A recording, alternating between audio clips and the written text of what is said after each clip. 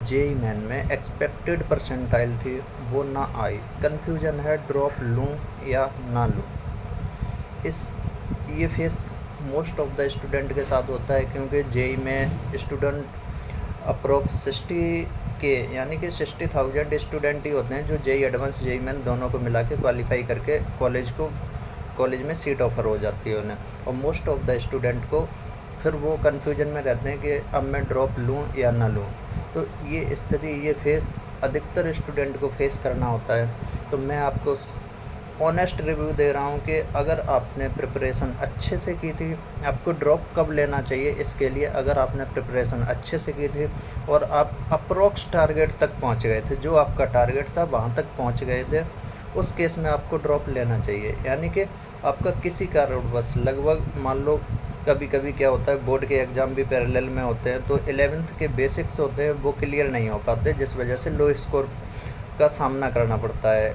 और कभी कभी हेल्थ इशू भी हो जाते हैं, जैसे एग्ज़ाम आने वाला है और कोई हेल्थ इशू, किसी भी तरह का हेल्थ इशू हो गया, उस वजह से हम अपनी एफिशिएंसी, जो हमारी 100% एफिशिएंसी नहीं रह पाते हैं एग्ज़ाम में, तो उस केस में भी स्कोर काफ़ी लो रह जाता है। तो अगर आपको लग रहा है कि ऐसी स्थिति आपके साथ बनी और आप अपने 90% टारगेट को अचीव कर गए, यानी कि 90 से 95% आपने टारगेट अचीव किया, 75% 80% से ऊपर तक आपने अचीव किया अपने टारगेट को, तो आपको उस केस में ड्रॉप लेना चाहिए। और आप चाहते हो कि आप इंजीनियरिंग लाइन में ही जाना है तब।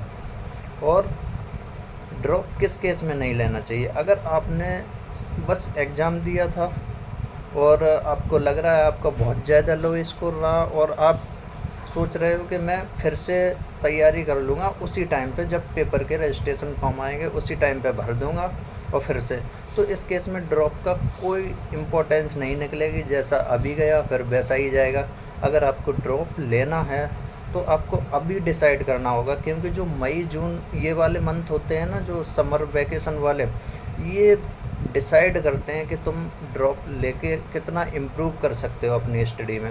अगर ये गैप कर दिया आपने तो कंसिस्टेंसी होती है वो ब्रेक हो जाएगी, और जिस वजह से आपका ड्रॉप इस बार भी बेकार हो जाएगा। इस वजह से अगर ड्रॉप लेना है तो अभी से कोई बैच ज्वाइन कर लो, या तो कोई ऑफलाइन बैच कर लो ज्वाइन, या तो ऑनलाइन बैच ज्वाइन कर लो, और जो आपकी कंसिस्टेंसी पहले से बनी हुई है उसको बना के रखो। तो मेरा मानना है ड्रॉप लो तो 2-3 फैक्टर हैं जो मैंने बताए हैं, उनको याद रखते हुए ड्रॉप लेना, वरना आप सिर्फ एग्ज़ाम दे रहे हो तो ड्रॉप लेने का कोई मतलब नहीं निकलता है।